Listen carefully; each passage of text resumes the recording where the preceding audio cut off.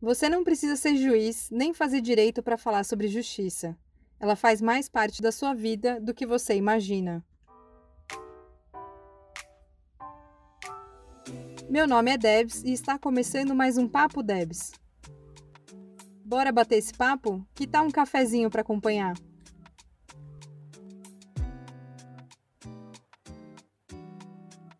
Seja muito bem-vinda, Cida Baú, Maria Nilza, sejam muito bem-vindas. Estou muito feliz de ter vocês aqui e me contem como é que vocês estão por aí, como é que estão as coisas, da onde vocês estão falando. Olá, Débora, Cida, é um prazer estar aqui falando com vocês e, né, com o pessoal que vai estar aí ouvindo o nosso bate-papo. Eu sou Maria Nilza, sou aqui do Quilombo Santa Cruz, de Ouro Verde de Minas, Vale do Mucuri, próximo de Teoflotone. E é isso, né? Vai ser muito bom poder ter novas experiências, né? Novos contatos, conhecer novas histórias, né? E poder juntar-se com a nossa e tentar fazer um mundo diferente, um jeito de viver diferente. É um prazer estar com vocês, meninas. Olá, Débora, sua linda, querida, saudade. Muitas. Sou Cida Baú, como você já disse aí, né? Sou Cida Baú, sou do Quilombo Baú, lá do norte de Minas, bem ao ladinho de Araçuaí, mas eu estou falando daqui de São Paulo, onde eu vivo já há um tempo, onde eu moro. E hoje, graças a Deus, aqui está um sol maravilhoso, trazendo mais esperança para a gente enfrentar esse mundo afora que está aí. Sim, nossa, tô muito agradecida pelo sol também. Já não aguentava mais. Mas que bom, tô muito feliz e, né, a Cida eu conheci no curso de formação de pedagogia griot e a gente teve a oportunidade de se ver 2 vezes só, porque, né, veio a pandemia e aí continuamos online, mas que foram já 2 encontros que me marcaram muito. Então, estou muito feliz de estar aqui com você. E eu convidei essas 2 mulheres super especiais para contarem um pouco sobre as potências do quilombo, né? De como que é essa experiência, de como que é viver essa resistência e a gente aprender um pouco com as histórias, né? Porque esse podcast aqui é para falar principalmente sobre justiça e eu acho que tem tudo a ver, né? Quando a gente separa quilombo de justiça, a gente já está praticando uma injustiça, né? Então, que a gente possa juntar esses assuntos, porque eles fazem muito sentido juntos e precisam andar juntos cada vez mais. Então, mulheres, quem se sentir mais à vontade, por favor, para contar um pouco da sua história, né? Porque vocês falaram o nome do quilombo, mas acho que para além do nome tem muita história por aí. Então, quem quiser contar um pouquinho quem são vocês, né? Que quilombo é esse que vocês veem? Esse momento é todo seu. Ô Débora, eu acho que eu vou começar aqui falando um pouquinho. Por favor. Eu conheço também um pouco a Cida, ela quando ela entrou em contato comigo, foi quando eu tinha feito uma matéria e enviei para alguns contatos, e aí ela começou a conversar comigo, mas ela não se lembrava, né, que a gente é da mesma turma de Agência Quilombola, né, a gente faz um curso. É porque eu fiquei um pouco A Cida dá dessas. É que eu fiquei um pouco ausente, né, Cida? Eu estava num projeto, então nesse projeto os horários coincidiram muito, então eu acabei ficando, não conseguindo participar dos dois, nem da aula, né? Então eu fiquei um pouco ausente. Depois teve outras coisas, tive que viajar, mas ela esqueceu um pouquinho de mim, mas eu lembrava dela que ela é uma pessoa muito marcante, né? Então, assim, quem tá na mesma turma que Cida, é impossível não se lembrar de Cida. E Sim. então, assim, hoje eu sou formada em licenciatura em Educação do Campo, sou separada há quase 2 anos e meio aí, tenho um filho de 5 anos e moro aqui no Quilombo, né? Eu morava, quando eu me separei, antes de separar, eu estava na cidade, que é uns 10 quilômetros daqui, né? Mas sempre eu nasci e cresci aqui no Quilombo. Teve um tempo em que morei em São Paulo, depois voltei, casei, e aí agora, uns 3 anos, eu voltei a morar aqui. E assim, mesmo distante, o Quilombo sempre foi minha referência, né? Porque independente no lugar que eu vá e na posição que eu esteja, jamais vou esquecer da onde que eu vim, que é daqui do meu Quilombo, que eu sou apaixonada, assim. Fica aí já ter o convite quando vocês quiserem, né, passar um pouco a pandemia, que já tá assim amenizando, né? graças a Deus. Então, eu acredito que logo a gente pode estar aí recebendo, abrindo as portas para receber as visitas. E aí, quem quiser conhecer, a minha casa está de portas abertas. E assim, já aceitei. O Quilombo, ele na verdade, infelizmente, a gente viveu muito tempo acreditando que o Quilombo não era um lugar bom para se viver, né? Então, assim, os nossos jovens, eles já crescem, infelizmente, com essa ideologia de que para você ter uma vida boa ou uma vida digna, você precisa ir para as grandes cidades, né?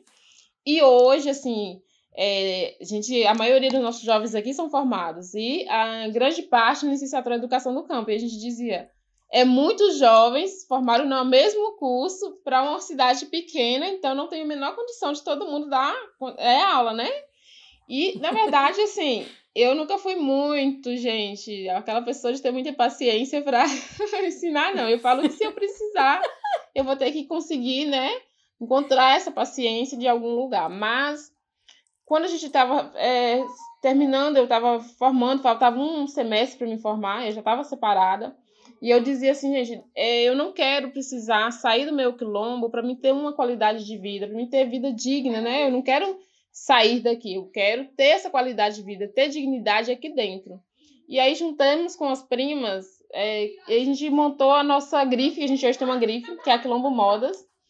E aí vai fazer 3 anos. Foi que a gente está tentando se manter para continuar no Quilombo.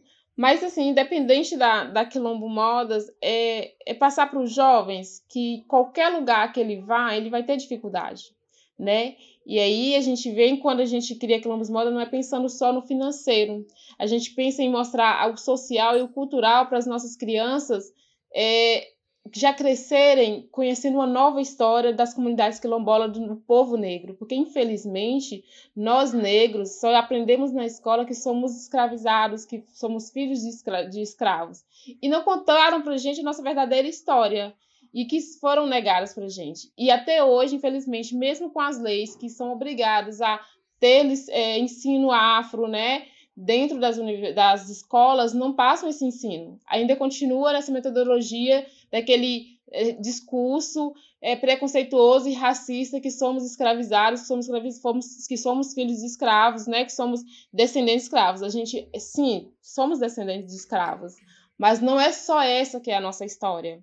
A gente somos também descendentes de reis e rainhas que foram pegados à força e trazidos para foi trazido para o Brasil, para qualquer outro lugar que foi, obrigados a deixar sua história, a sua família, a separar dos seus entes queridos. Então, é essa a história, é esse o nosso trabalho que a gente quer fazer do Quilombo. E aí eu lembro, assim, quando era meu tempo hoje, além de ter meu filho de 5 anos, tem minhas primas, que tem 5, 10, né? São idades que na minha época, tudo que eu mais queria era chegar a uma idade para me alisar o meu cabelo, para me ficar igual o padrão que a sociedade julgava ser bonito, né? O padrão que os rapazinhos julgavam ser bonito, que as moças que eles queriam namorar era, né, quem tinha o cabelo liso, aquele padrãozinho de sociedade. Então, era tudo que eu mais queria, era isso. Eu chegava, minha mãe falava, você só pode mexer no cabelo com 15 ou 16 anos. Então, a gente ficava nessa ansiedade para chegar nessa idade para poder mexer no cabelo. Então, a gente não aceitava a nossa cor, a gente não aceitava o nosso cabelo, a gente não aceitava o nosso nariz, a gente não aceitava nada. Porque a sociedade, sempre na televisão, você via a princesa branca, você via nas novelas as atrizes brancas, você nunca via uma atriz negra, ou quando você via, ela era empregada doméstica ou era escrava. Aí, então, assim, a gente passou esse tempo, eu passei a minha adolescência, né, me rejeitando, né? Me rejeitando e rejeitando o meu povo, a minha história. Uma que eu nem conhecia, até hoje eu ainda não conheço totalmente a minha história. E hoje a gente quer uma nova realidade para as nossas crianças do nosso quilombo.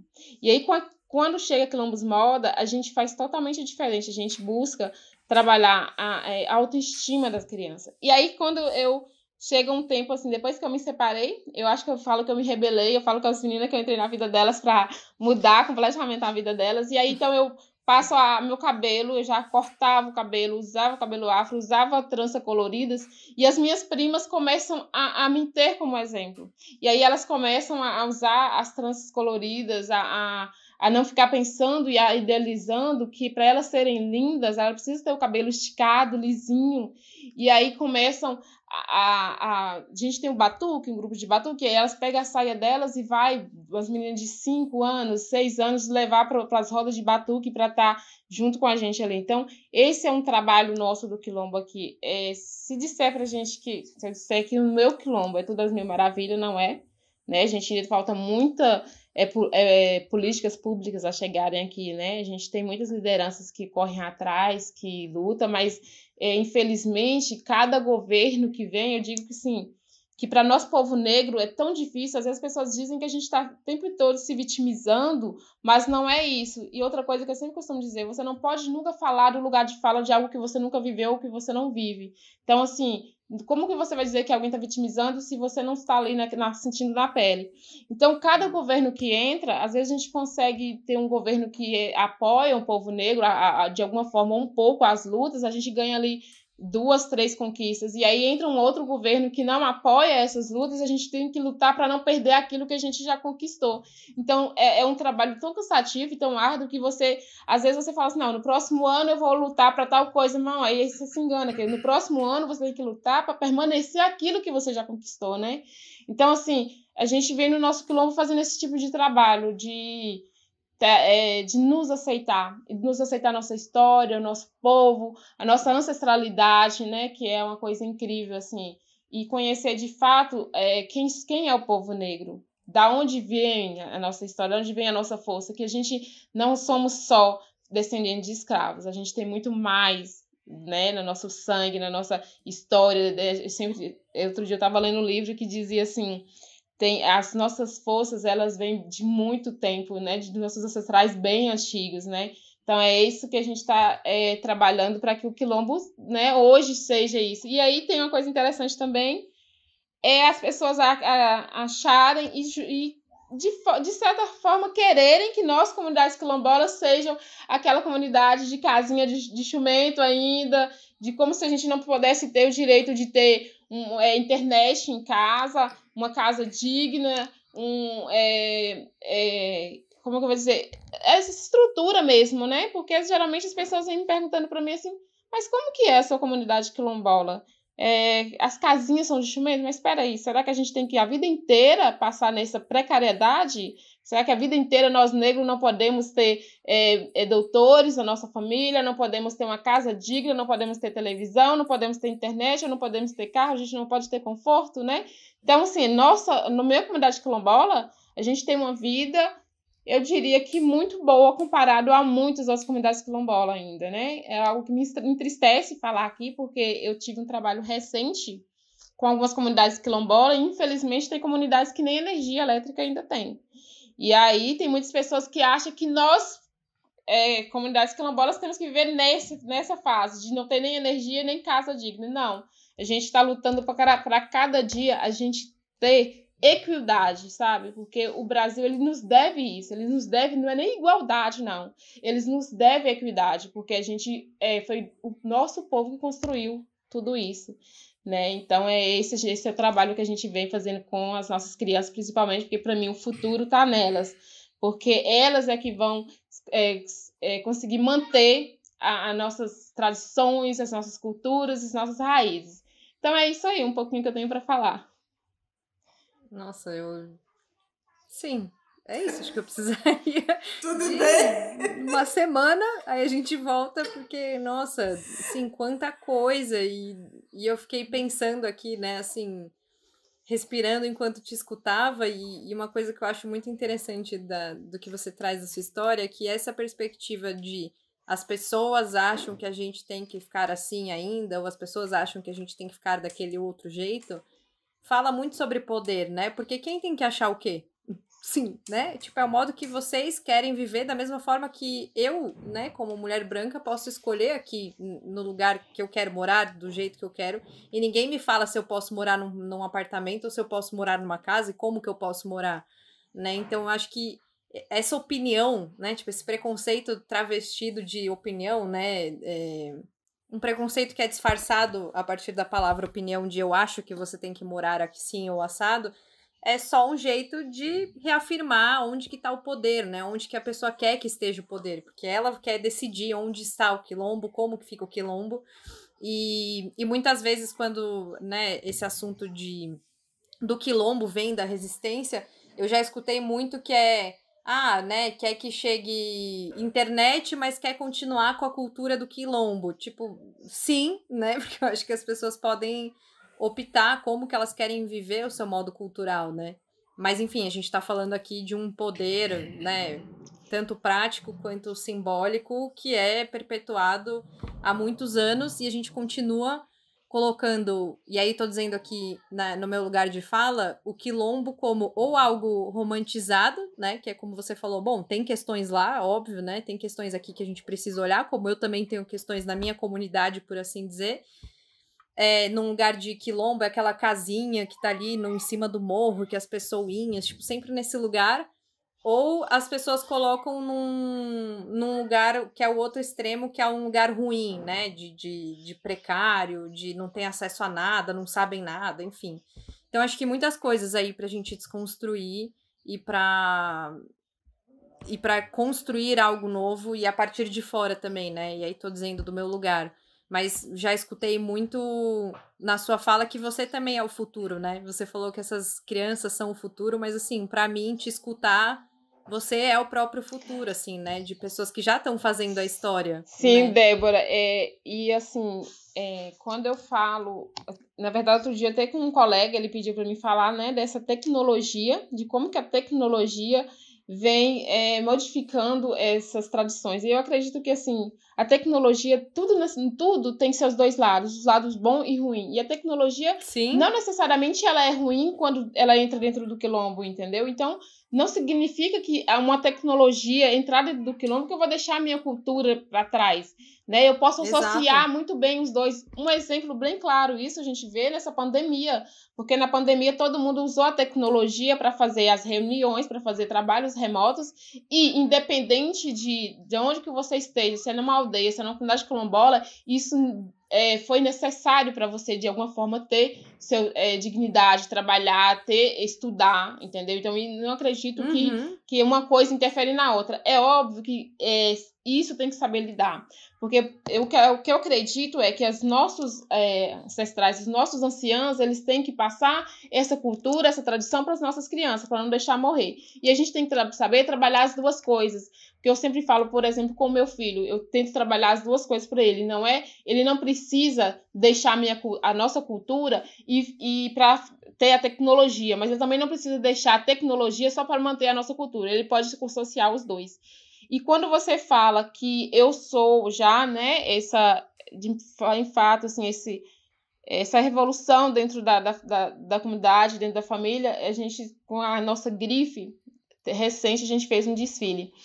E aí, no desfile, assim, nossa cidade, né, Ouro Verde, quando a gente pensou na grife, a gente não pensando na cidade, porque, infelizmente, querendo ou não, esse preconceito existe e a gente é um povo que luta e busca pelos nossos direitos, então isso incomoda também muitas pessoas. E aí, quando a gente faz a nossa grife, quando a gente pensa na grife, a gente pensa para fora. E aí a gente fez esse desfile, e nesse desfile teve um retorno tão bacana, tão incrível de parte das pessoas mais velhas da minha família e dos mais novos, que assim fez com que a gente em parte, em algum momento, pensa assim, que eu não tenho nenhum direito de desistir, mesmo que não é o que eu queira, mas mesmo que se em algum momento passar pela minha cabeça, eu não tenho esse direito, porque os meus povo, tanto os mais velhos, eles olham para nós e dizem assim, ver vocês onde estão é um orgulho tão grande e assim, é como se fosse a realização nossa. E aí esses são os mais velhos, e ver as nossas crianças, elas olham pra gente e falam assim, Quilombos Moda é aonde que eu quero estar, é o que eu quero ser. Então, assim, você tem os dois lados, tanto os mais velhos como os mais novos, e aí a gente está aqui no meio como referência para esses dois grupos. Então, a gente, né, realmente hoje a gente na nossa comunidade, referência tanto para as crianças quanto para os idosos. E isso faz com que tem hora que eu fico até um pouco preocupada e com medo de tanta responsabilidade. Sim, eu queria escutar Cida Baú, se que conecta aí no seu coração quando a gente escuta tantas histórias assim? Pois é, quanta potência que é essa menina, né? Que linda, que gratidão, menina, que gratidão. Olha, pelo amor de Deus, suma mais da nossa classe, viu? pra eu poder te achar assim, sabe? Assim, no meio desse monte de estrelas. Suma bastante da nossa classe. Mas que linda, ela vai me trazendo, ela vai me, sabe, me enchendo de vida, me enchendo de alegria, de garra, de querer ser, de fato, né, quem eu gosto realmente de ser. E você te perguntou desde o início, né, Débora, o que significa o quilombo, né? Para mim é a partir também da fala dessa nossa colega da Maria Nilza, e dizer que o quilombo realmente para mim é o pedaço de chão que me define quem eu vou sendo, sabe? Quem eu estou sendo, quem eu sou no mundo, né? Porque eu tenho uma história um pouco contrária da minha colega que acabou de dizer, né? Eu saí do meu quilombo muito cedo, saí do quilombo Baú, né? Eu fui criada pela minha avó, Dona Heroína. Olha o nome dessa mulher, uma guerreira. E então eu saí muito novinha do quilombo, porque exatamente como uma fala que a Maria Nilza trouxe lá atrás, uns 50 anos atrás, eu acho que agora, graças a Deus, o sol está clareando as mentes das nossas mães, dos nossos avós, bisavós, enfim, nosso povo, né? Como a nossa conversa no início, que eu estava falando sobre questões nossas entre brancos e negros, né Débora? O sol vem iluminando mais as nossas consciências, né? Seja ela branca, seja ela preta, eu acredito. E então, para se pensar no quilombo, como há muito tempo, eu estou dizendo assim, meninas, é porque eu já não tenho mais 15 anos, né? Já estou com quase 50 anos de idade. Tá linda, então, pensar que... Cida, nem parece. Então, irmã... Tem quase 50 com cara de 25. Todo esse creme que eu tô arrumando, toda essa pomada que eu tô arrumando aqui... Demora um pouquinho pra mim. Não, é para poder dizer que se a gente vai pensar lá atrás, os nossos avós, nossas avós que trabalhavam nas casas das mulheres ricas, elas não viam outra alternativa de que não mandasse nós para ir trabalharmos nas casas dessas mulheres, como elas também trabalhavam, né? Nossas bisavós, avós, mães e tias. Então, eu nasço desse contexto. Minha avó já trabalhava há 50 anos em 2 fazendas, né? lá em Araçuaí, ao lado de Araçuaí, numa fazenda chamada Fazenda Cristal. Minha avó teve 15 filhos, né? E a minha avó amamentou os filhos das 2 patroas delas. E ela agregava todos os netos, né? Todo mundo que passava por percalços, dificuldade. Minha avó sempre dava um jeito de pôr esse povo todo na casa dela. Então, eu venho desse contexto dela chegar numa determinada época, eu estava com os meus 12 para 13 anos, ela entendeu que eu tinha que ir, conversou com a patroa dela, que eu tinha que ir para Belo Horizonte trabalhar como empregada doméstica, começando como criança, como menina, porque é exatamente o que o racismo estrutural no Brasil fez e faz conosco há séculos, né? Nos trata, nos coloca nesse lugar dessa violência desde nós crianças, desde nós meninas, né? A menina negra, ela cresce, antes dela pegar um lápis, ela abrir um caderno, ela lava as cuecas dos homens brancos. Muito antes, né, de ela aprender a saberes, valores dentro do seu próprio quilombo, ela tem que ir para fora do seu quilombo, dentro daquele discurso que você vai ajudar a minha mãe, você vai ajudar a sua mãe, né, com algum dinheiro. A minha patroa tem poder, a minha patroa aqui na roça é branca, eu trabalho para minha patroa, eu já cuidei dos filhos da minha patroa, agora você vai cuidar dos netos da minha patroa. Então nós temos esse histórico muito profundo e muito grave no país. Eu venho deste lugar.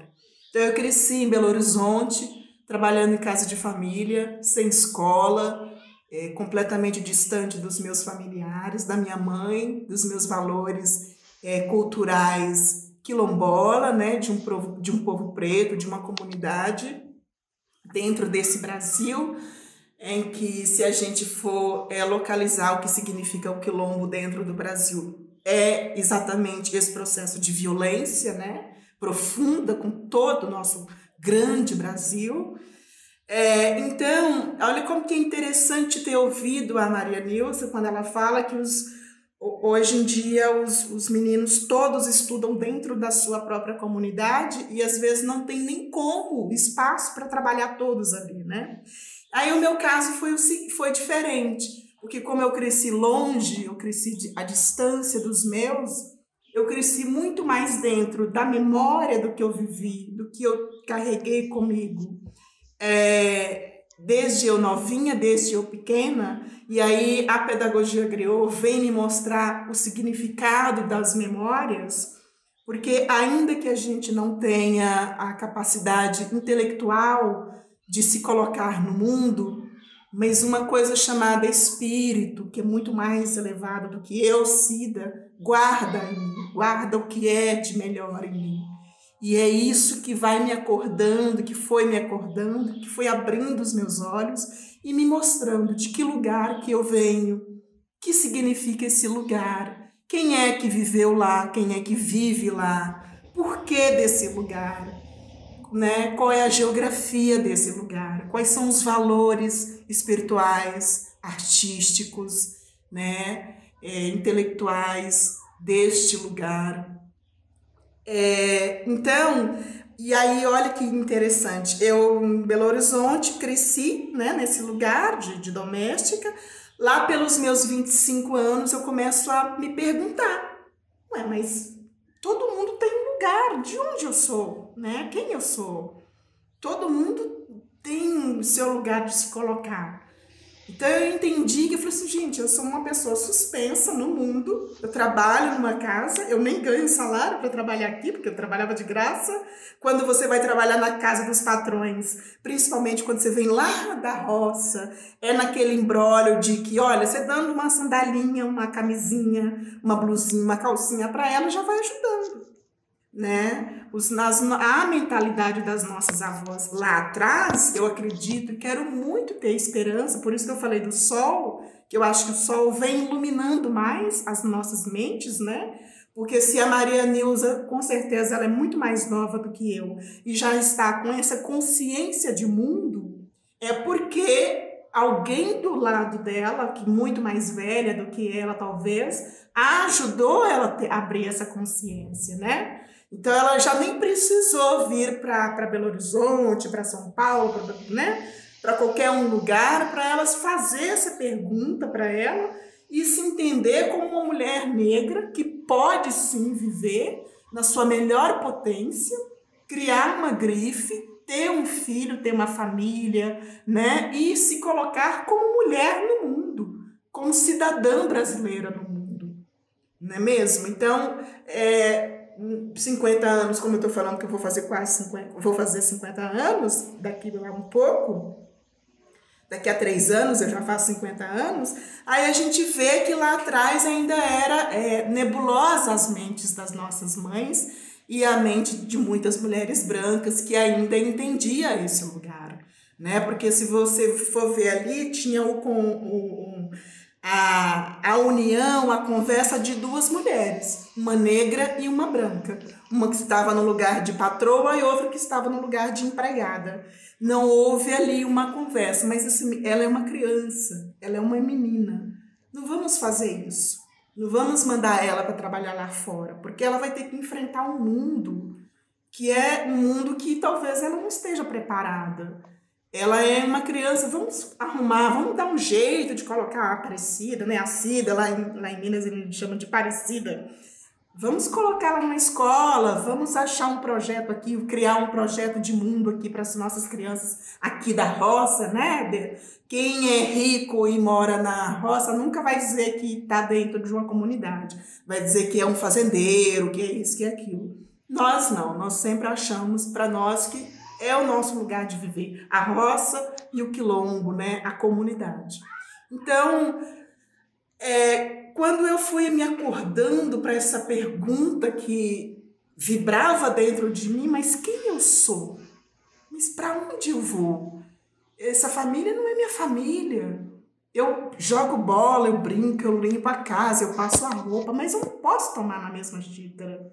Eu não tomo café nos mesmos talheres que eles. Meu quartinho é lá no fundo. Eu durmo quase que numa posição fetal. Quem sou eu no mundo? Eu não sei o que eu vou fazer como de profissão. Será que eu nasci para fazer isso? Lavar os pratos?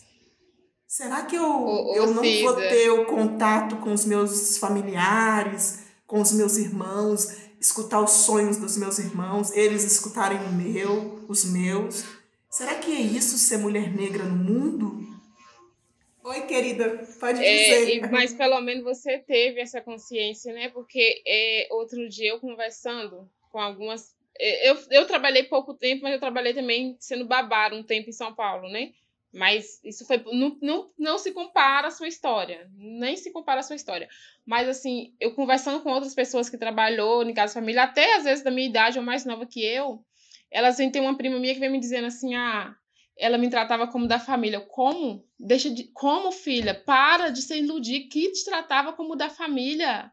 Ela te fazia lavar a face, ainda secar com pano. Te fazia limpar cada gretinha. Como ela te tratava como família?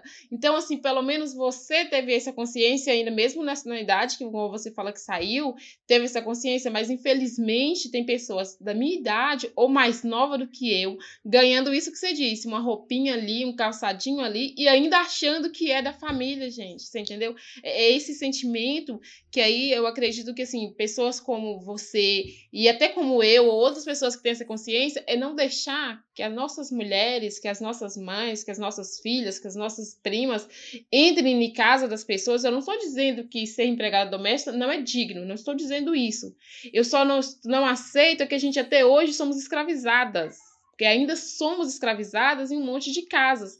E ainda tem pessoas que ainda estão trabalhando por um prato de comida. E isso não é justo. Porque às vezes a pessoa vai lá, percebe-se que a outra não tem nem o que comer e usa isso contra a pessoa. E aí fala, eu te dou ali um prato de comida para você, para o seu filho, e aí a pessoa não tem outra alternativa. E às vezes, ou então por inocência, eu não sei dizer porquê, eu não estou criticando também as pessoas que aceitam isso, porque às vezes é fácil, como eu já disse, criticar e falar de um lugar de fala que você não está vivendo, que você não está passando. Mas, assim, eu não aceito que as minhas primas, que as minhas irmãs, que minhas colegas venham dizer para mim, assim, que as minhas irmãs pretas vêm dizer para mim que trabalhou em casa de pessoas, de senhores e senhoras brancas e que era da família. Para, a gente nunca foi da família e nunca vai ser. Eles nunca vão nos ver como da família.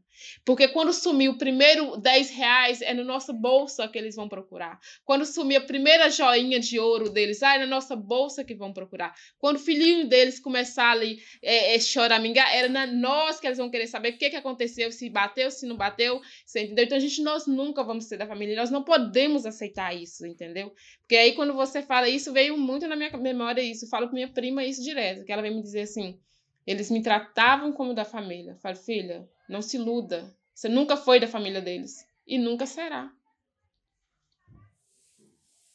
Sim, isso até hoje, né? Assim, eu fico percebendo aqui na minha casa, né? A Simone trabalha aqui fazendo a faxina às vezes, e aí ela é uma mulher branca, mas é muito curioso como ela se sente muitas vezes desconfortável com coisas que eram para ser absolutamente normais, né? De tipo, vamos almoçar, né? O almoço tá pronto, senta aí, vamos comer, ou cara, está meio mal, vai para casa descansar, e o quanto ela fica sem reação quando eu falo isso para ela, de tipo, não, mas como assim? Eu tenho que ficar, não, eu não posso comer, não, não vou tomar água. Como você não vai tomar água?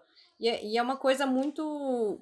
Eu não sei exatamente o motivo, né? De o quanto isso vai ficando na cabeça da pessoa, é, a ponto da pessoa achar que ela realmente não pode. Tipo, não tem essa permissão. Não importa se você está falando, tá tudo bem você tomar água. Não, eu não posso. E eu não vou beber porque não posso. Então, isso é uma construção tão grande, né? Tipo, e mesmo né, sendo ainda uma mulher branca, que desse lugar doméstico, né, desse lugar de trabalho doméstico, que não importa, assim, acho que por mais que falem da família, isso não existe, né, porque não é sua família, tipo, o mínimo que você pode fazer é tratar a pessoa com respeito, né, e com igualdade de alimentação, de beber água, tipo, um ser humano, né, então eu fico muito assustada quando ela fica assustada com coisas super básicas que no meu trabalho eu bebo água, como e faço o que eu preciso fazer enquanto ser humano, né? Então, acho que é muito sobre isso, assim, que vocês estão falando e que eu consigo perceber como isso, hoje em dia, é muito, tipo assim, enfim, acho que é um pouco isso. Não sei se a Cida percebe dessa forma também, mas eu sinto que ainda hoje isso é motivo de vergonha ou motivo de desconforto, ou enfim, né? Não sei. Sim, sim, Débora. E aí, só para continuar, só para concluir o meu raciocínio do significado do quilombo para mim, e até passando por essa sua fala e da Maria Nilza agora, quando eu chego nos meus 25 anos, que eu faço essa pergunta e que eu rompo com esse quartinho de empregada e vou para o Rio de Janeiro estudar teatro, eu entro em uma escola de teatro de referência para o Brasil, a primeira escola de teatro construída na América Latina, a escola Martins Pena, no Rio de Janeiro. Dentro dessa escola, eu começo a entender a resposta da minha pergunta. Porque quando eu vou abrir os livros para eu ler, aí já é outra página, eu vou abrir os livros para eu ler os textos que eu precisaria estudar juntamente com todos os colegas ali, e depois produzir, reproduzir peças, obras ali. Um ator, um estudante de artes cênicas dentro de uma escola é certamente para levantar uma peça de teatro, né, para poder levantar as histórias que foram escritas. Então lá eu percebo que a minha história não está lá. Mas não é minha história, Cida, porque Cida não é ninguém, eu não sou ninguém. Lá não tem a minha avó na história.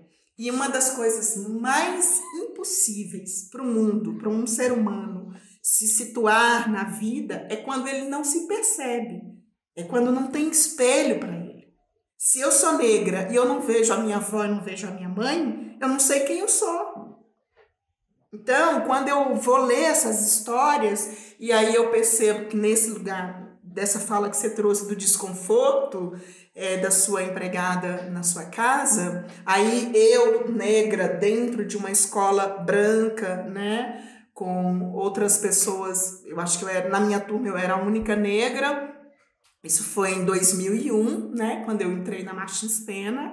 Foi no mesmo ano que o Lula entrou pela primeira vez no governo, e foi também junto com a sede do Lula que eu fui me alimentando de qual era a sede que eu queria, qual era a fome que eu queria erradicar em mim, quando eu ouvia ele dizer que se ele entrasse no governo, o máximo que ele pudesse, ele ia fazer para erradicar a fome no Brasil.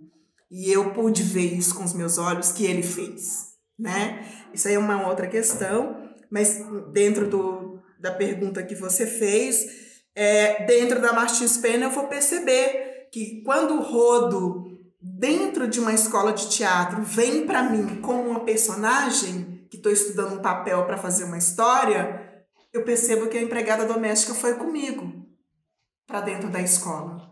Mas ela não precisava estar ali. Porque ali eu tinha rompido o quartinho de empregada. Eu não queria mais. Não estava mais vestindo um uniforme de empregada.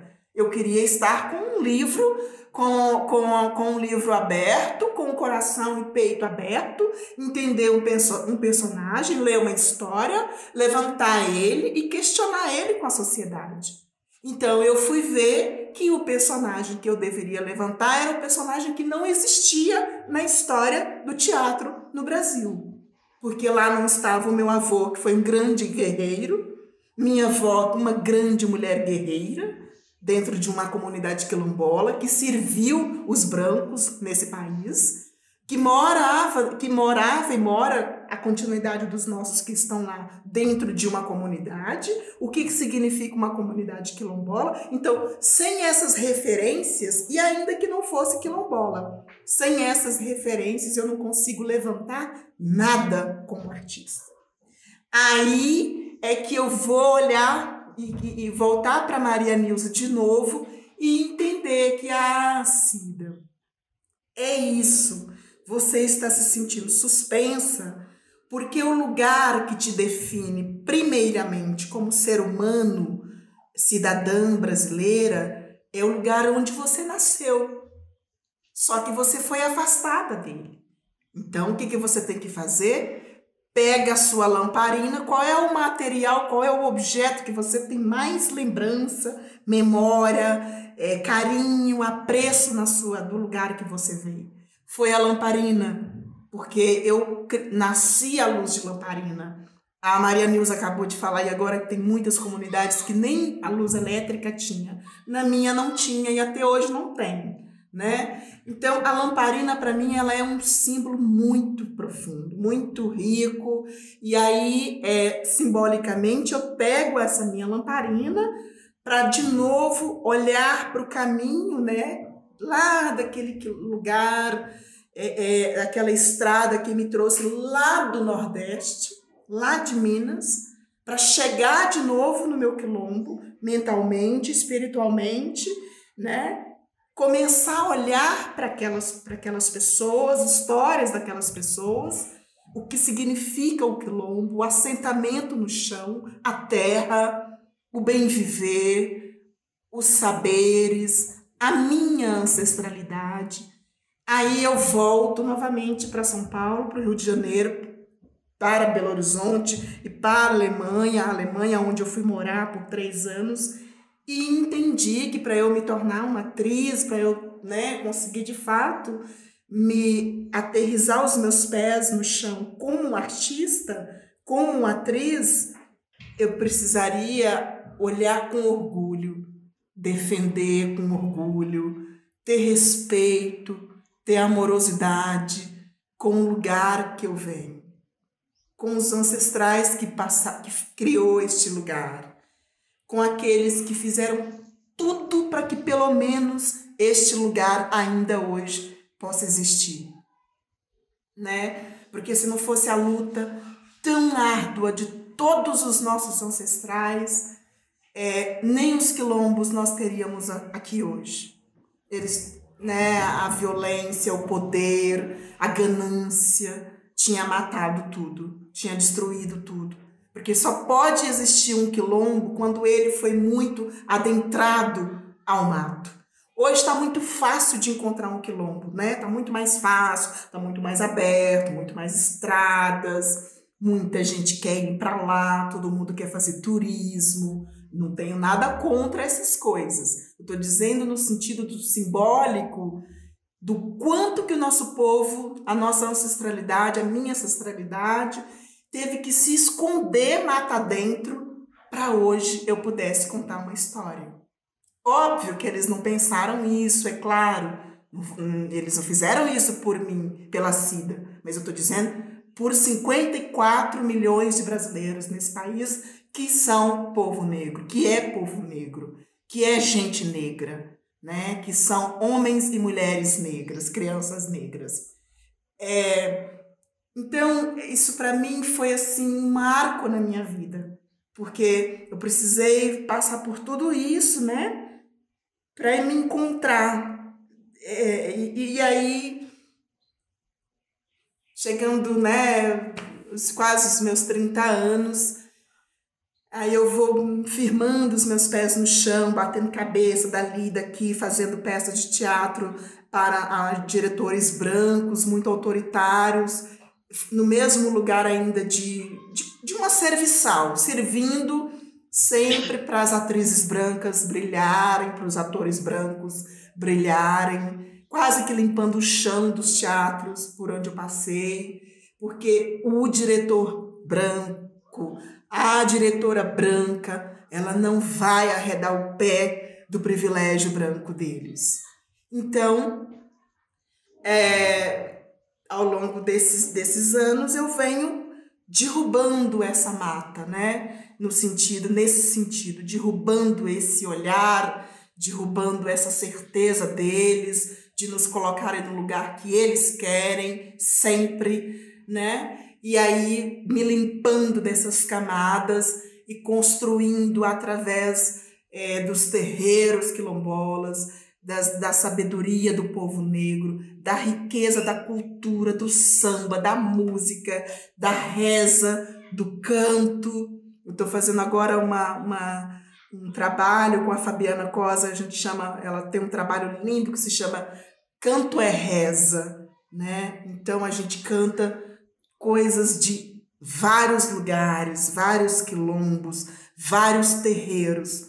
Então é deste lugar que eu venho me construindo artista, me construindo uma mulher negra, quilombola, ainda que estou distante do meu quilombo, mas eu só posso existir aqui em São Paulo e só estou existindo em São Paulo, porque antes de eu dizer que eu sou Cida Baú, que eu sou Cida, na verdade, eu sou Baú em primeiro lugar. Eu trago esse nome, que é o nome do meu bisavô, Antônio Baú, um grande construtor de baú, né? No seu tempo, ia conseguindo a vida dele, ganhar um dinheiro através de construir os baús para os homens brancos naquela época, né? Então, aonde eu chego, o meu baú chega na frente. Aonde eu chego, o quilombo chega na frente. Tem até uma brincadeira, assim, agora no mês de agosto, faz 17 anos que eu participei de um programa no SBT, e aí o Silvio Santos brincava, né? Brigava até comigo, eles tiravam um sarro até, e falavam, Cida, mas como assim? Como é que você ousa carregar um baú, trazer esse baú? Você não sabe que eu já tenho o meu baú da felicidade? Falei, ô, querido, e eu falei mesmo, eu era bem novinha, né, bem maluca. Falei, querido, você não se ligou que o meu quilombo vem muito primeiro do que você? Você não se ligou? Meu avô chegou muito primeiro do que você. Só coincidimos aí de você ter colocado esse nome, né, Baú da Felicidade, mas meu baú existe como território, como povo, como história, né? Tá dentro da história do Brasil. Sem o Quilombo Baú não tem essa página na história do Brasil. E, aliás, Maria Nilda, nós precisamos construir, escrever uma nova história, né? Cida, eu ia falar isso com você mesmo, assim, eu não sei nesse percurso, toda essa história sua aí, quando foi que você voltou lá, né, ou se vai sempre, mas eu acredito, como eu disse lá na frente, que os nossos ancestrais, né, a gente precisa deixar essas histórias, esses ensinamentos para os nossas crianças e adolescentes. A sua história, ela pode servir de exemplo para muitos jovens, muitas crianças, porque assim, a gente perceber que a gente pode ir para qualquer lugar do mundo, mas se você não levar consigo a sua raiz, a sua ancestralidade, você não vai ser nada. Porque as pessoas vão passar por cima de você. A gente não consegue ser nada se a gente não consegue ter orgulho daquilo que a gente é, da onde que a gente nasceu, da família que a gente nasceu, dos nossos ancestrais. Porque é o que eu ensino para o meu filho de 5 anos.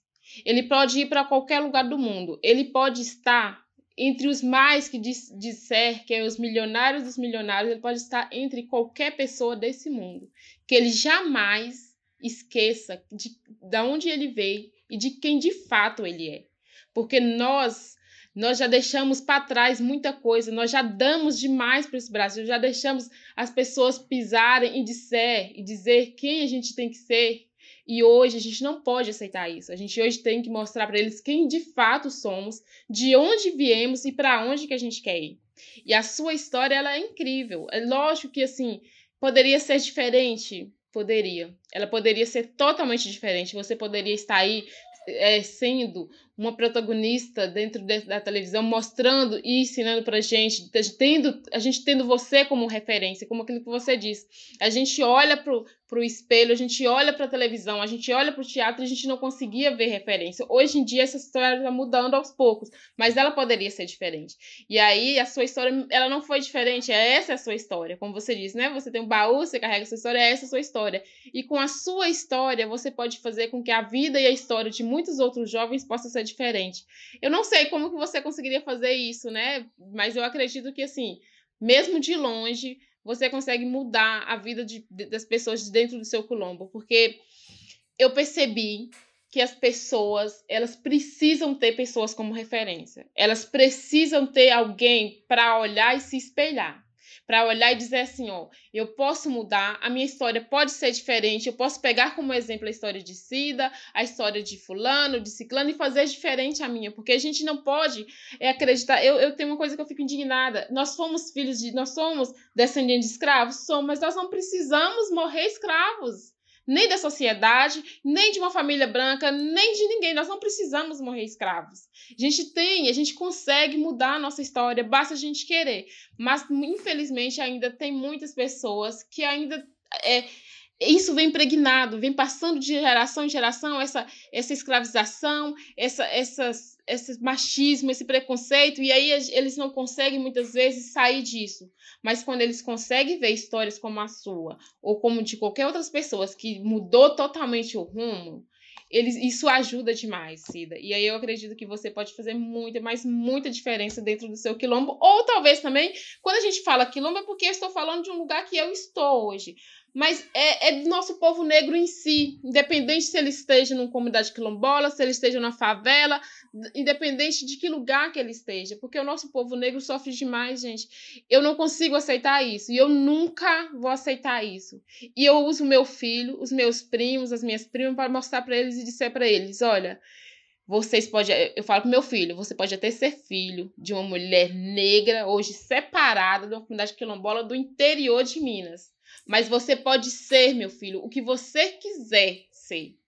Você, desde que você honre quem você é, sua família, e tenha dignidade e respeito pelas pessoas, mas jamais também deixe ninguém pisar em você, porque nós já fomos pisados demais. Então isso não aceita isso de ninguém. Então a gente podemos ajudar o nosso povo negro, porque infelizmente o nosso povo negro, as balas perdidas só acertam o nosso povo negro, as universidades nunca estão disponíveis para o nosso povo negro, os hospitais, se você é médico, você tem que provar o tempo inteiro que você é capaz. Então, mas mesmo assim, é difícil. É difícil, é matar um leão por dia, ou por hora, ou até por segundo. Mas a gente não devemos aceitar viver escravo o resto dos nossos dias e fazer com que os nossos que estão vindo por aí continuem sendo escravos, porque a gente vai fazer a diferença. E eu creio nessa diferença, assim, e eu tô contando com você, hein? Então, você perguntou se eu voltei no meu quilombo. Sim, o meu quilombo ele é muito peculiar, né? Ele tem uma história bem interessante, assim, de se pensar, porque geralmente um quilombo é num lugar, né? Minha comunidade naquele lugar, né? E o meu quilombo, ele tem tanta gente, ele tem histórias tão ricas, que ele se dividiu. Ele está uma parte dentro da roça, bem dentro do mato, né, a 4 horas da cidade de Araçuaí, e uma grande parte dentro da cidade de Araçuaí. Então, quer dizer que ele é urbano e rural. Oi. Dá oi lá. Ai, gente, olha que... Esse é meu pequeno, que é meu orgulho, minha referência. Que amanhã. Como ele se chama? Moacir Neto. O futuro presidente do Brasil. Deixa eu mostrar pra vocês a minha prima aqui, que ele é... Olha o cabelinho dela, cadê? Aqui. Ela é gente. Abaixa. Ela é minha amiga. É uma das minhas primas. Ai, gente, ela é minha amiga. Tá bom, esse escutou. Tchau. Ela é minha amiga. Eu tô achando que a Maria Nilza é da era de Aquário, viu, Débora? Ela é muito... gente, esse quilombo é muito maravilhoso. Mas, enfim, você perguntou se eu tenho voltado lá, né? Minha avó faleceu em 2019, em janeiro de 2019, eu tinha ido lá fazer a visita a ela, e aí a gente já engatou nessa questão de pandemia. Então eu não pude ir mais lá. Mas nas minhas andanças, na minha caminhada como artista aqui em São Paulo, exatamente ainda nesses enfrentamentos, né, de derrubar muros, construir árvores, para ver se constrói árvores, eu criei o meu próprio trabalho, né, que se chama Os Rastros das Marias, também vindo deste lugar de não se entender, não se achar no mundo trabalhando, né, trabalhando com o que você gosta. O telefone não tocava, Débora, o e-mail não chegava, o WhatsApp nem tinha ainda. E você falava, pô, mas ninguém me chama para fazer nada e tal. E aí o tempo todo tá com essa lamparina acesa, quando, né, o pavio vai ficando pouquinho ali, você bota mais fogo para poder a chama aumentar, né, te dar mais condição, visibilidade, força de você poder ter percepção das coisas. Eu comecei a ler mulheres negras, né? Estava desempregada, sem dinheiro, passando um perrengue e tal. Então eu sentei, peguei um livro e fui ler. E eu fui ler exatamente Carolina Maria de Jesus. E quando eu terminei de ler Quarto de Despejo de Carolina Maria de Jesus, parecia que o mundo abriu para mim, assim. Eu falei assim, Cida, se Carolina Maria de Jesus escreveu um livro, estudando por apenas 2 anos, tendo toda forma de negação do país, criou 3 filhos, vendeu 3 milhões de livros, ela é traduzida em mais de 40, vendida em mais de 40 países, 13 idiomas. Mas isso aqui eu não estou fazendo uma comparação, não, tá, gente? É no sentido de olhar para essa mulher, olhar para a história dessa mulher e enxergar o despertar em mim da potência que é uma mulher negra, do poder que uma mulher negra tem dentro dela, quando ela olha para si e entende que ela também tem valor. Não importa as lutas, né? Importa sim no sentido de que essas lutas não deveriam nem existir, porque senão a gente vai ter que passar sempre por essas lutas. Então importa sim essa luta, mas eu estou dizendo no sentido, independente da luta que você está passando, está vivendo com os seus, é preciso pôr mais chama na lamparina e te achar mais, te encontrar mais, achar mais quem é você, aonde você pode ir.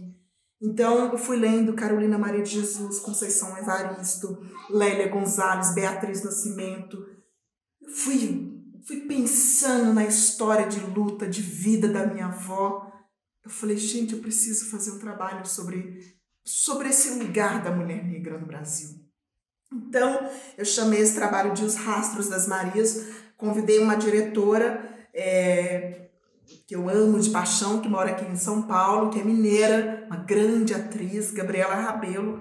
Falei, Gabi, eu tô com umas ideias assim, assado, tô nem comichão dentro de mim, eu preciso fazer um trabalho, eu preciso fazer um trabalho sobre as mulheres negras no Brasil.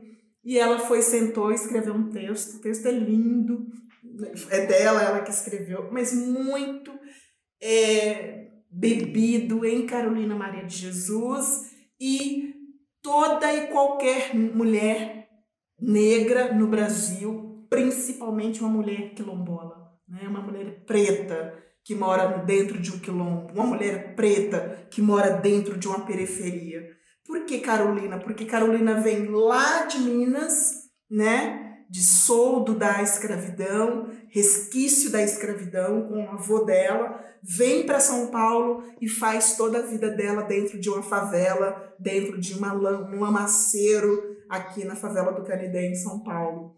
Então, olhando para a história dela, a história de vida dela, uma mulher de favela, de comunidade, de periferia, como se chama nos grandes centros, e olhando para a mulher que está lá dentro de um quilombo, que mexe na terra, e sabe, que planta, que luta, que sua, e que às vezes não tem um salário, que às vezes passa por N perrengues, como a Maria Nilza até citou, dentro das comunidades tem ainda muitos problemas para serem olhados. Eu fui conversando com essas mais velhas. Então hoje eu me sinto assim, um trabalho que eu fiz com muito orgulho, acabei fazendo vários lugares aqui em São Paulo, culminou com a pandemia, a gente conseguiu chegar a 58 espetáculos que eu fiz, e é um trabalho que eu faço sozinha, tem 50 minutos, um trabalho pensado para fazer em qualquer lugar do Brasil, desde um teatro municipal a debaixo de um pé de manga, desde a periferia a um quilombo. Por quê? Porque quando eu cresci, né, saindo do quilombo com 12 anos, eu nunca tinha lido sobre uma mulher negra. Ninguém nunca tinha me oferecido, né, uma leitura, um valor de que a mulher negra ela pode ser alguém no mundo. Então eu sempre pensei nesse trabalho, fazendo ele aqui em São Paulo, nos lugares que já fui, mas também sempre para pensar em levar ele para os quilombos. E aí, dentro da pergunta da Maria Nilza, com a questão da pandemia o ano passado, que chegou muito forte aqui para nós em São Paulo e para o mundo inteiro, eu já não podia mais fazer o espetáculo, né? Todo mundo, inclusive eu da área artística aqui em São Paulo, a gente já estava numa luta muito grande, a gente praticamente antes de entrar a pandemia, o isolamento, né? Nós artistas já estávamos passando por esse enfrentamento, porque a cultura no Brasil, para nós, e principalmente para nosso povo preto, parece que parece que é um peso, a gente não pode fazer, o recurso não sai, sabe, essas coisas. Então, eu me isolei também, né? Vieram convites para eu fazer o espetáculo de dentro de casa, como todo mundo estava fazendo, eu cheguei a fazer. Mas aí eu me envolvi, Maria Nilza, eu abri na minha mente um outro pequeno projeto, mas aí já mais simples, e simples na maneira de dizer, mas percebi ao longo dele que teve assim, uma grande potência, tem uma grande potência, que eu criei no meu Instagram, as lives, né, Rastros e Vozes, porque eu penso nesse lugar, né, de olhar para o quilombo, caminhando para o quilombo e ouvindo as vozes do quilombo. Eu fiz, né, cheguei aí a 18 quilombos o ano passado, tive a honra de poder conversar com lideranças mais velhas, com jovens lideranças também, e aí foi assim um fluir de riqueza, de sabedoria, de alegria, de resistência, de também muitas vezes entender que não é sobre resistência, é sobre nos colocarmos no lugar de bambu, porque eu fico pensando às vezes que essa questão da resistência, você tem que empurrar o muro com muita força, e vai chegar uma hora que a gente já não aguenta mais ser resistência, a gente precisa também ser bambu, sabe? Porque veio a pandemia e levou a gente para um lado, essa loucura política, né? Essa ganância política nos balança para todos os lados o tempo todo. Todos os dias é uma pancada, é um xingamento, é uma falta de respeito conosco. E aí, gente, eu não estou dizendo não só comigo, preta, comigo quilombola, comigo do povo preto, com todo o brasileiro, né? Estou vendo, e eu acredito que vocês também devem fazer esse olhar, que todos nós estamos na merda no Brasil. Estamos na merda, sabe? A gente não mora numa grande fazenda, com iate, com não sei o quê, com pororô, com parará. Nós estamos na merda, sabe? Eu vendo os esquemas, a escola do meu filho com 7 anos, aí eu me torno uma professora, eu vou dar aula para o meu filho. Tudo bem, eu vou me aprendendo, né? Me colocando bambu nesse mar, essa avalanche de loucuras que nós estamos vivendo. A escola caiu assim, já estava caída. A escola ficou de um descaso, né? Os professores são tão desrespeitados.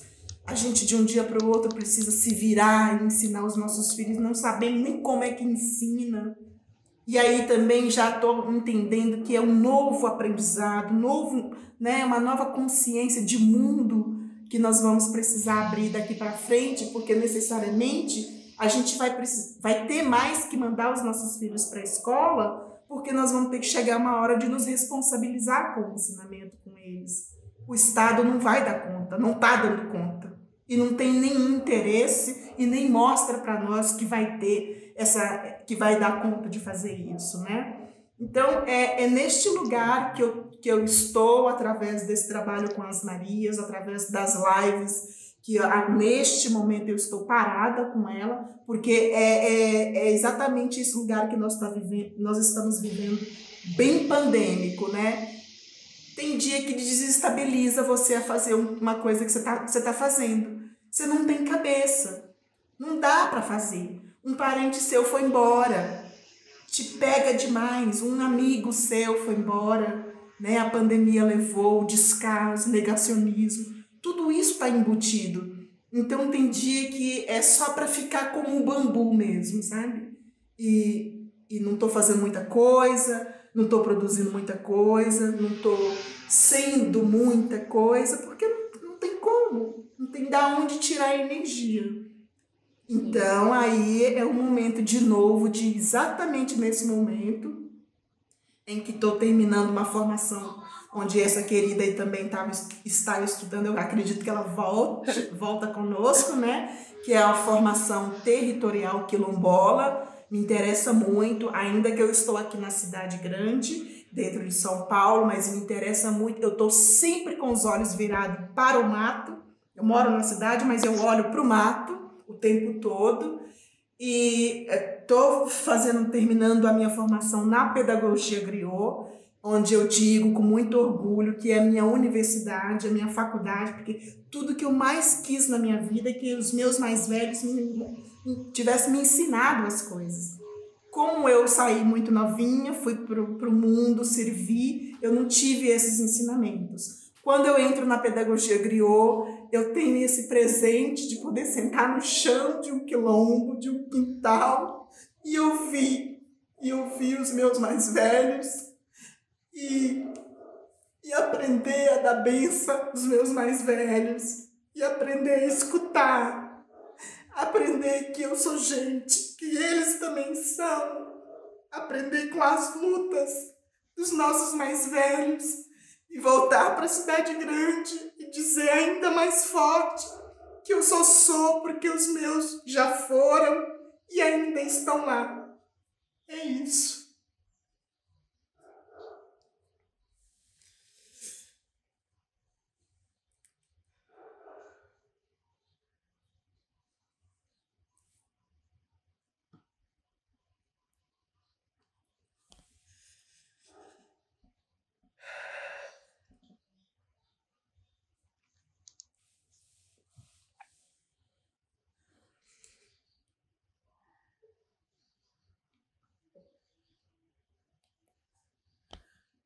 Cida, é com essa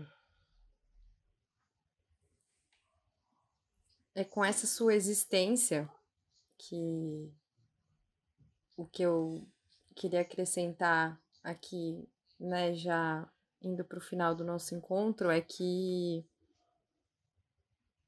eu sinto que para além, ou talvez devesse ser antes, ao invés de para além, de resistência, né, e muito que a Maria Neuza trouxe de não aceitar isso para as mais novas, né, e ensinar desde pequeno que não aceite, enfim,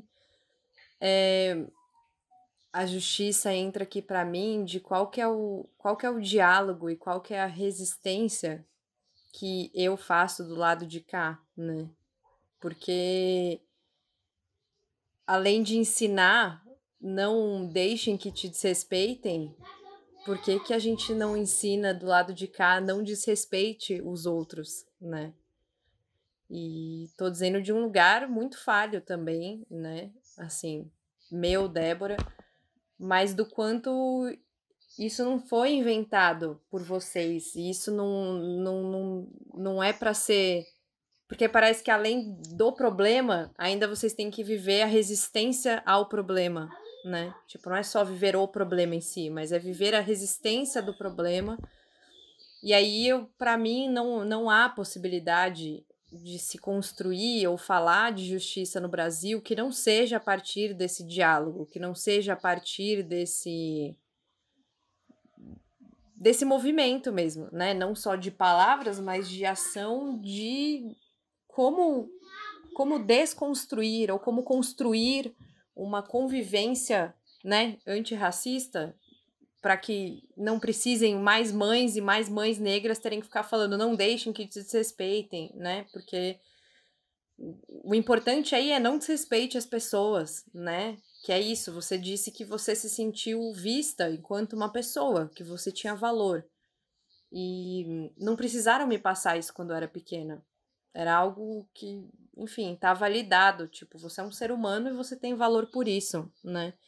Então, eu acho que eu só queria deixar isso aqui, né, no nosso papo, como encerramento, para que as pessoas que, né, escutam o podcast, estão nesse ambiente do direito, da justiça, não caiam num lugar de, enquanto pessoa branca, então vou apoiar a resistência que elas estão fazendo e é isso que eu vou fazer, né? Tipo, meu movimento se basta em apoiar a resistência das mulheres negras, né? Mas o quanto, enquanto mulher branca, eu preciso fazer esse esforço, né? Tipo, sei lá, com a minha avó, com a minha mãe, que são mulheres brancas e que através da pedagogia griot, fui descobrindo a minha própria história, o quanto ela está conectada com a escravidão, né, por parte da minha família branca, enfim. E é isso, tipo, eu preciso fazer algo por isso, porque senão a gente vai ficar sempre nesse lugar do, nossa, que história, né, que história profunda, séria, de violência, continue resistindo, sabe? E, tipo, isso é violento também, dizer que você precisa ser sempre resistência, né? Que foi o que você falou, às vezes não dá pra ser. Tipo, tem dia que você não tem nem energia pra resistir. Então, como que a gente soma, como que a gente dialoga. E hoje, na minha perspectiva, a justiça não dialoga com isso, né? A justiça não conversa com o quilombo, a justiça não pergunta pro quilombo o que é importante, o que é justiça pro quilombo, o que sempre foi justiça pro quilombo, como que vocês já construíam a justiça de vocês antes do europeu chegar aqui, né? E fazer do jeito que queria. Então, para mim não tem outro caminho, assim, de verdade, se não tiver um diálogo do o que eu preciso fazer do meu lugar de criadora do problema, não adianta dizer que o importante é que vocês resistam ao problema até vocês se esgotarem, porque isso é muito violento. Pode parecer super legal, né? Tipo, eu apoio, mas apoio até que ponto, né?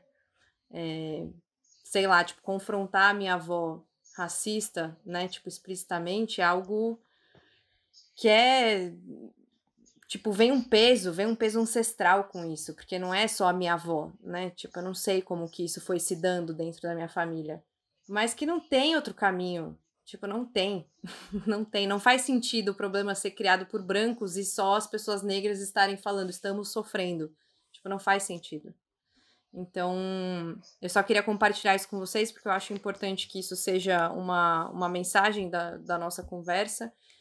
E queria agradecer muito. Importante você trazer, Diga. é muito importante você trazer essa fala, Débora, porque além de você trazer essa fala neste olhar, né, de você como uma mulher branca ter essa consciência de mundo e tá colocando ela e tá disposta a trazer ela, inclusive a gente aqui no início da nossa conversa, né, antes do podcast começar, os bastidores, a gente estava lembrando do que foi que uma falou para a outra no primeiro dia que nós sentamos debaixo de uma árvore pintada dentro de uma sala aqui em São Paulo para estudar pedagogia griot, né? E ali, naquela roda de pessoas tão bonitas, liderada pelo nosso querido e muito amado griot, Márcio Caires, trazendo para nós toda uma potência do nosso primeiro dia, que a gente nem sabia de onde nós iríamos, né? A gente está quase 2 anos também por causa da pandemia, sem terminar o curso, fazendo aí aos trancos e barrancos pela internet, mas é exatamente sobre isso, né? Tínhamos eu e mais 3 mulheres negras, e a maioria eu tive essa observação que era ou mulheres brancas ou mulheres pardas, né? E trazer essa fala sua para dizer uma coisa aqui rápido e passar a palavra para nossa colega Maria Nilza, que a justiça no Brasil, né? Eu percebo dessa forma a justiça no Brasil é tão distante de nós, sabe? Tão distante. A justiça no Brasil, ela é distante do Brasil. Ela fica à distância, sabe? Nós temos, até hoje, nós não temos uma justiça vindo à sociedade e entregando um parecer sobre uma mulher negra que estava lutando dentro de uma favela para deixar vidas mais bonitas, para ajudar outras pessoas. A justiça até hoje não trouxe um parecer do que significa ter tirado a vida de Marielle. Nós não temos, sabe? Nós não temos um parecer. Tira o nosso filho, tira o nosso pai, né? Tira uma nossa irmã. Esses dias eu fiquei assim completamente, quando eu falei com você essa questão de falta de energia, foi um dia que me pegou muito, quando eu li e fui ver depois aí nos vídeos que mostram aquele pai, né, que poderia ser o meu pai. Eu me senti muito chateada, muito desonrada, porque ele é um homem negro, eu me coloquei de frente dele com muita humildade, como se ele fosse realmente meu pai. Ter que tirar a roupa num supermercado para mostrar que ele não pegou nenhum produto ali. Isso está embutido, né? Essa atitude, essa imagem, essa fala. É tão agressivo, é tão profundo isso. Porque você entra na alma do homem negro, né? Então entra também na alma de nós como mulher negra. A gente olha isso e a gente vê os nossos pais. Ele não é exatamente o meu pai, mas poderia ter sido. Então nós ficamos numa cadeia o tempo todo vivendo essa justiça que não faz justiça, não faz reparação, não se fala em reparação do sofrimento, da luta, né, do derramamento de sangue de tantos dos nossos nesse país. Os Estados Unidos, a Alemanha, se eu não me engano, a Inglaterra, já estão bem à frente, sabe? Vão ser os primeiros países a pensar, a tomar vergonha, talvez na mente deles, e pensar, olha, nós vamos precisar fazer alguma coisa. Realmente, foi uma coisa gravíssima que nós fizemos ao longo do século. Com o governo que a gente vê hoje, a gente percebe que não tem nenhuma perspectiva. É claro, com ele, porque ele não tem a sanidade, né? Nem física, nem moral, nem espiritual, eu acredito, para governar um país, muito menos para poder fazer uma busca, uma reparação, um tratamento, né? Uma reparação dessa história que nós vivemos. Então, nós somos órfãos, né? Nós, 54% da população, nós somos órfãos da justiça brasileira.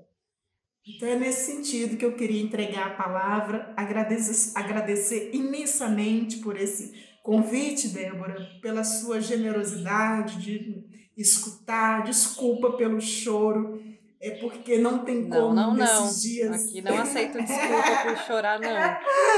Nem vem. Eu tenho que pedir desculpa. Dizer realmente que fico muito agradecida por você ter feito esse convite. Fazia muito tempo que você tinha me chamado para fazer esse trabalho, e agora mesmo aqui dentro dessa conversa fui tendo algumas percepções do significado de a gente compartilhar as coisas, porque A gente é maior, fica melhor. Se eu tivesse feito sozinha, eu não teria aprendido tanto com a Maria Nilza, eu não tinha visto esse rosto dessa mulher linda de um lugar que eu amo muito, que são os quilombos.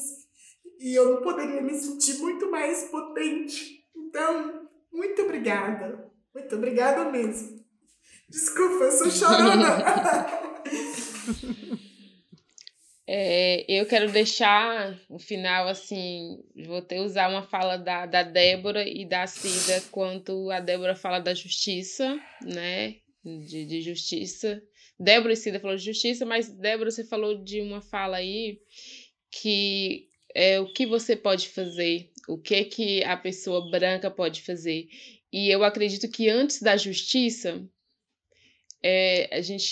nós devemos mudar a criação, porque a justiça ela é feita dos seres humanos, ela é feita na maioria das vezes de brancos, porque nós negros não conseguimos ainda chegar lá, temos pouquíssimos dos nossos lá, e infelizmente, às vezes os nossos que estão lá também não têm a consciência daquilo que eles precisam fazer para mudar a realidade do nosso povo, porque é aquilo, não basta você ser só negro, porque às vezes você é negro, mas você não se identifica e não quer saber das causas do nosso povo.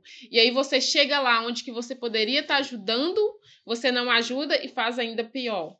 Então, antes da justiça, eu acredito muito nessa criação, nessa educação e nesse novo modo de vida, de mundo mesmo. Porque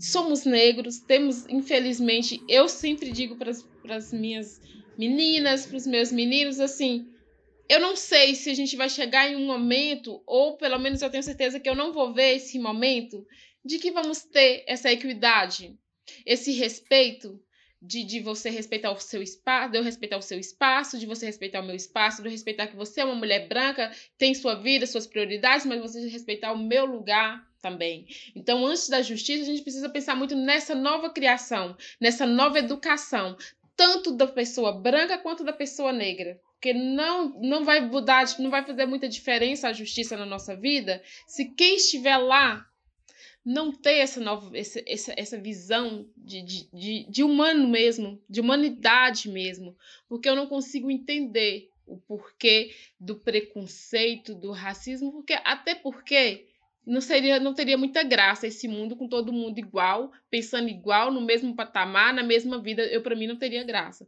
Então, é respeitar essa diferença e ver, por exemplo, da agora para frente, ver que o nosso povo negro, que nossos ancestrais... Olha, a minha história, sinceramente, eu quero conhecer a minha história, mas eu não quero saber dessa história dos negros que foram mortos, porque ela é revoltante. Para quem estudou o mínimo dela, ela é revoltante. Ela é desumana demais. Então, é pensar numa justiça humana da agora para frente para o nosso povo. Mas, infelizmente, é tão desesperador porque você vê balas acertando nossas crianças.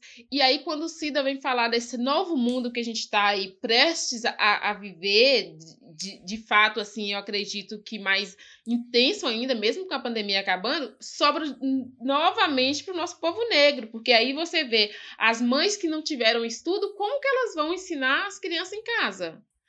E aí nós que estamos aqui quase não conseguimos entrar na universidade, que agora que conseguimos de alguma, né, ter um avanço ali de chegar nessas universidades, a gente volta a regredir novamente. Porque como que essas mães vai ensinar essas crianças? Como que elas vão conseguir se formar no básico, né? Isso no básico que eu tô falando.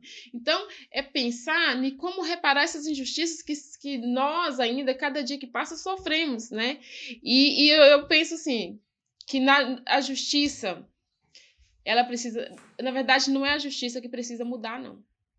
Não é a justiça que precisa mudar. É quem está lá fazendo a justiça que precisa ser mudado.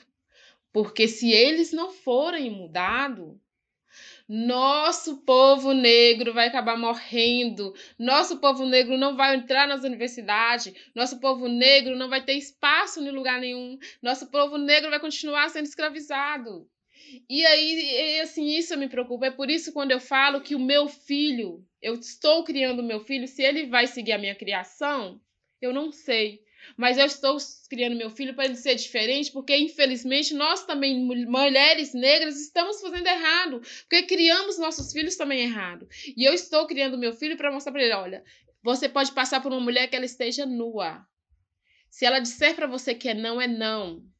Você precisa entender e você precisa respeitar o espaço de cada pessoa. Só que você precisa também entender que as pessoas precisam te respeitar, independente de quem você é e de onde que você vem. Então a gente precisa criar os nossos filhos para ser diferente. E aí, saindo um pouco desse de quilombola e falando de mulheres, o quanto que nós mulheres sofrem, que isso me revolta. Eu tenho um filho que eu penso assim, eu olho para ele e falo, meu Deus, que homem que vai ser o meu filho, porque cada dia que passa, nós mulheres são maltratadas. E mais o que me indigna, porque nas minhas redes sociais vem homens negros, e eu vivo falando para eles, como que eu me recuso a ouvir certas coisas de homens negros que sabem do sofrimento de vocês negros e de nós mulheres negras. Então eu vejo filmes, eu leio livros que revolta. E aí a gente precisa, e é essa minha fala final, assim. Eu agradeço a oportunidade de, né, eu conheci a Cida, e através da Cida que eu conheci a Débora, né, e é importante esse trabalho, né? Eu sou uma pessoa que eu não gosto muito desse separatismo, assim, de mulheres negras, de mulheres brancas, eu acredito que a gente precisa lutar pela igualdade, pela equidade. Eu não gosto da palavra igualdade, porque a gente está muito, muito abaixo. Então, a igualdade para nós não vai resolver muita coisa. Então, a gente precisa ter esse trabalho, mas precisa ser um trabalho, de fato, de consciente. Não é uma coisa bonitinha para você mostrar, porque está na moda, para você colocar lá na sua rede social e você ganhar like. Não é isso, porque isso não vai resolver nosso problema de fato na base. Não vai resolver nosso problema de mulheres negras ou de mulheres que também não são negras que estão aí sofrendo. Então, assim, são duas coisas que eu acredito muito, que nós precisamos mudar, porque a justiça ela só vai mudar se as pessoas forem mudadas, porque quem fazem acontecer a justiça são as pessoas. E nós, mulheres, que temos nossos filhos, precisamos, independente ele se for homem ou mulheres, mas principalmente mãe de homens, precisamos mudar a criação dos nossos filhos, porque eu, sinceramente, com apenas 34 anos, eu não aguento mais tanto machismo, tanto preconceito, e com nós mulheres, entendeu? Eu vejo hoje nas minhas redes sociais, eu fico revoltada, gente. Homens que vêm com palavreados, porque eu, pelo menos, eu não tenho esses palavreados com os homens. Então, assim, eu fico tentando entender, principalmente quando se vem de pessoas que sofreram tanto, né? Então, essa a minha fala final, é de a gente ser humanos e, no mínimo, respeitar o espaço de cada um. Porque não tem como todo mundo ser igual. É impossível. Eu sempre costumo dizer que hoje eu trabalho cada dia em mim para ser uma pessoa de criticar menos. E nós, mulheres, precisamos dar mais a mão, ser menos competitiva, né? A gente vive numa competição aí, eu vejo mulheres competindo por outros homens ou competindo. Isso não vai levar nós a lugar nenhum. Nós podemos muito bem termos nossos espaços, mas ajudar uma outra a crescer no seu trabalho, né, a ajudar a outra a conseguir algo que de fato precisa, que às vezes uma palavra nossa vai fazer a diferença na vida das pessoas. E eu falo mais, uma fala que eu falei no meu desfile, eu disse assim, ó, se você não tem algo de bom para falar, algo que vai ajudar, então fique calado. Não fala nada, que ainda assim você vai estar ajudando mais. Então é isso que eu deixo para vocês, e eu quero dizer assim que foi um papo incrível, né? Que eu sou assim, sou apaixonada pelas causas tanto do nosso povo negro quanto das mulheres, ainda mais das mulheres separadas que eu sou. Que ultimamente, né, eu fico revoltada com muitas coisas que vem acontecendo, que às vezes, como eu disse para vocês, assim, eu falo muito para as minhas amigas, não fala de um lugar que você nunca viveu. Então, hoje eu vivo nesses lugares, né, nos lugares que eu costumo dizer, tudo que eu estou dizendo é de lugares que eu vivo, é de coisas que eu vivo e que eu passo. Então, nada que eu disse aqui é algo que eu li ou que eu imagino ser. É a minha realidade. Então, vamos ter esse cuidado e vamos ter um cuidado com o próximo, ter empatia pelo próximo, né? Todo mundo tem seus causos, tem seus sofrimentos. E aí, se a gente puder ajudar, vamos ajudar a se unir. Se não puder, então é melhor ficar calado, que vai estar ajudando. Sim, muito obrigada, mulheres. E, nossa, só destacar esse finalzinho, Marinesa, que eu achei incrível. que é uma bandeira que eu sempre levanto no meu trabalho, né, conectado com a justiça, que justiça só do judiciário foi algo construído, porque justiça é feito no dia a dia, né, justiça a gente constrói nas nossas relações, na padaria, na família, porque é isso, justiça não é alguém detém a justiça, né, tem lá o juiz que é o cara que tem a justiça, não, a gente constrói ela diariamente, e isso faz parte total da criação, né, pensar justiça é pensar como a gente cria as pessoas, como a gente ensina sobre as coisas e quanto a gente se revolta com outras. Incrível. Acho que essa é a proposta mesmo, concordo muito com você. E muito obrigada, mulheres. Foi um prazer imenso e espero que a gente se encontre por aí nos quilombos, que eu já aceitei o convite. Pois pode vir. E também para a gente poder conversar mais, tá bom? Um grande beijo para vocês. Tá. Ô, Débora, só vou deixar aqui, para quem quiser conhecer um pouco da Quilombos Moda, a gente tem no Instagram, né, Quilombo Moda, é só entrar lá que vai estar conhecendo um pouquinho do nosso trabalho, né? Que, assim, eu sou apaixonada, como eu disse, que vai muito além do meu financeiro, é uma realização mesmo de poder estar ajudando outras pessoas. Então, conheça um pouquinho lá, vai lá e dá, como eu costumo dizer, dá um apoio para quem está aí começando. Sim, incrível. E tem alguma forma de ajudar, Maria Nilza? Vocês fazem algum tipo de... Não sei. Ó, a gente trabalha, nós temos a nossa grife, então a gente trabalha com customização e confecção com tecidos africanos, e aí a gente trabalha na própria grife, a gente também trabalha com projetos sociais, outros trabalhos. A gente hoje tem uma parceria com o Carretel Cultural de Belo Horizonte, né, que é do nosso amigo Roquinho, que a gente está sempre fazendo parceria, trabalhando com as crianças. Mas aí a gente tem as roupas mesmo, né, nosso trabalho, e quem quiser interessar, quiser, é só ir lá ver e falar com a gente, que a gente envia para todo mundo, como diz. Isso que eu queria saber. Tá super enviando para fora. Sim. Também, assim, Brasil todo? Brasil todo. Nessa pandemia, todo mundo teve que mudar a forma de trabalho, né, Débora? Sim. Que incrível. E Sidoca, quer deixar também para irem te conhecer o trabalho dessa atriz maravilhosa, suas histórias e projetos que aí virão? Olha, tem lá no meu Instagram, né, quem quiser me seguir, enfim.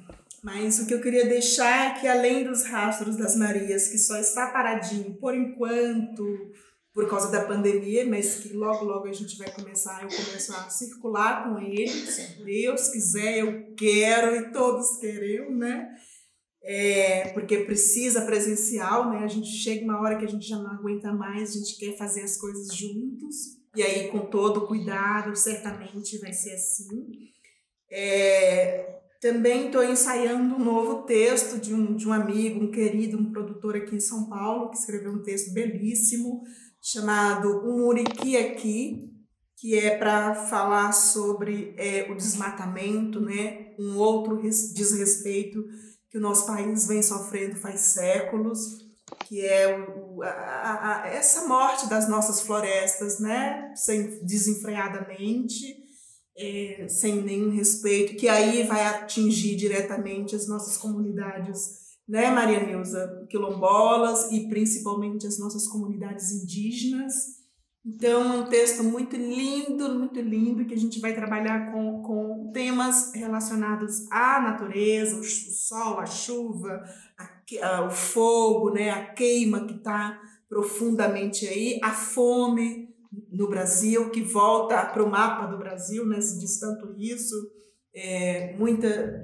nunca se falou tanto de tantas pessoas passando fome, ao mesmo tempo que se derruba tantas árvores no Brasil, né? Então é um texto para o ano que vem, mas eu já estou trabalhando ele com os atores, né? E paralelamente as Marias, seja online ou daqui a pouco, quando as coisas abrirem mais. Aqui em São Paulo, essa semana tudo já está liberado, né? O Dória já liberou tudo, mas eu acredito que aos poucos ainda, né, no quesito, por exemplo, teatro, né? O teatro eu ainda tenho que esperar mais ainda porque fazer arte não é fazer sozinho, né? Você tem um técnico de luz, você tem o figurinista, tem várias pessoas e todas as pessoas têm que estar no mesmo acordo de fazer o trabalho daqui para frente, principalmente com a pandemia, né?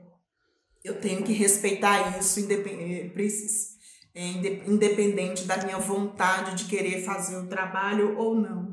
Vai ser dentro dessa conversa com respeito, né, com a justiça com os outros, né? A gente agora, tudo que a gente vai... Você falou dessa questão da justiça, a Maria Nilza trouxe muito interessante um ponto que ela propõe em relação às pessoas trabalharem a justiça, né? A pandemia, eu acredito que vai nos ensinar muito daqui para frente a nos colocar justo perante o outro, né? Eu quero, mas o outro também está ali. Eu devo, né? Eu quero muito isso, mas eu devo. Um lugar de justiça que a gente vai ter que trabalhar para não ter que estar sozinho no mundo, fazendo as coisas, achando que é o Deus, o Salvador, e não é nada disso se nós não tivermos de braços dados, de mãos dadas, né? Então tem esse trabalho e tem os rastros e vozes, a live que eu quero tão logo voltar a conversar com as comunidades quilombolas. No Brasil a gente tem mais de 4.000 quilombos espalhados pelo Brasil. Me interessa muito adentrar a um terreiro quilombola, bater papo, conversar, dar dicas, partilhar daquilo que eu aprendi, mesmo à distância do quilombo, receber o que eles podem me dar, aprender cada vez mais como pedir licença e dizer obrigado. Então, eu estou aí e os caminhos estão aí, e se eu tiver força, tiver possibilidade, eu quero mais é andar. Estaremos com você, minha querida. Um grande beijo para vocês, foi um prazer enorme. Fez sentido por aí? A conversa não acabou. A cada 15 dias sai um episódio novo e a gente pode se encontrar no Instagram, no @papodebs. Muito obrigada a você que ouviu até aqui, e se você quiser contribuir com a sustentabilidade do projeto, a chave Pix do podcast é papodebs@gmail.com. Até a próxima!